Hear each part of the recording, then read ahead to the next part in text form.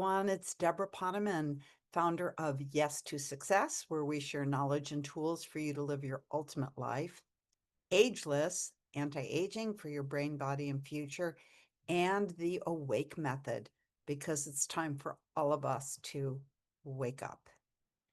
Lately, I've been hearing from so many people that they feel like everything is imploding. The world feels uncertain. And on top of that, there are so many personal challenges people are facing, changes at work, health issues, relationship problems, loved ones passing away or getting difficult diagnoses. Or maybe your situation is that everybody just seems to want a piece of you. And the word that best describes your state of being is overwhelmed. And more often than not, what happens when you're overwhelmed is that ever kind and gentle you turns into, as my kids used to call me, occasionally, monster mommy. So, what can you do? What do you do? Well, some of the things that you can do to free yourself from overwhelm include not striving for perfection and letting great be good enough. Or you can start to delegate and let go of those things that you really don't have to do yourself. Or how about this? This is novel, asking for help. You know what else you can do? Calendar and self care. I talked about that a couple weeks ago. That's right, because if you don't put it on the calendar, it probably won't happen. But today, I want to give you a tool that has saved me countless times over the years.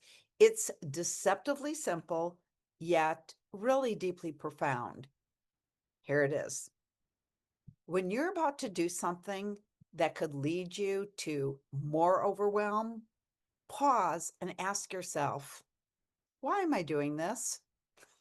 Yeah, that's it. It's so simple. And once you have the answer, follow that with the question, is that really why? Asking ourselves this question can lead us to some powerful self understanding, and it could free us from doing some things that we don't really want to be doing. So, I'll give you an example. You're at a meeting and you feel the urge to volunteer again.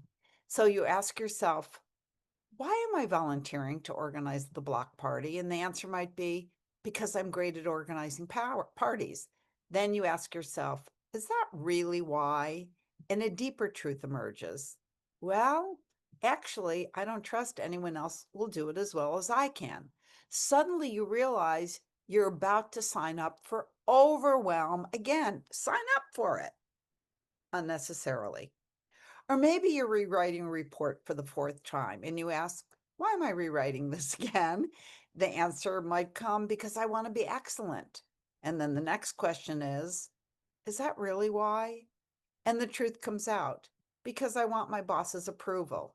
Beautiful insight. But then you can weigh the cost. Is sacrificing your health and your sleep worth it for approval you may never fully receive anyway? I think not.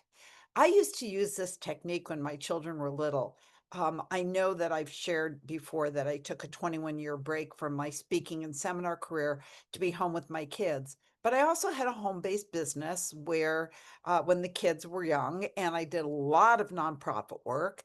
And I remember times that I would be, for example, working on the minutes from a board meeting from one of the nonprofits, and I'd be spending like literally hours putting the minutes into I was the secretary, putting the minutes into the perfect format with impeccable sentence structure. And then I would remember to stop and ask myself, why are you doing this? And my answer would be because these are important legal documents. And then I go to the next question. Is that really why? And inevitably, the answer would be something like, I don't want the chairman of the board to think I'm incompetent or that I don't care.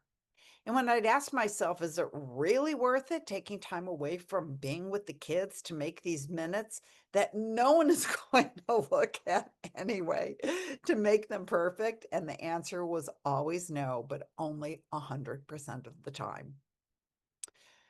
So, this practice of asking why doesn't just prevent overwhelm, It also shines a light on your hidden motivations, and it frees you to make choices that align with your true priorities.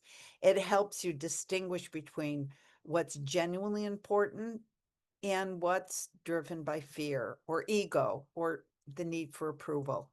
And here's the real gift. Every time you pause to ask, why am I doing this? You're reclaiming your power to live consciously instead of reactively. And that's what true success is all about. So this week, I invite you to do this practice, what I call the why technique. Before you say yes, before you strive for impossible perfection, before you keep pouring from an already empty cup, pause, ask, and listen to your deeper truth. And I'll leave you with this beautiful quote from author David Allen, who said, "You can do anything, but you can't do everything." So may your work be filled with clarity, boundaries, and the freedom that comes from saying yes only when it truly matters. Have a great week. Bye for now.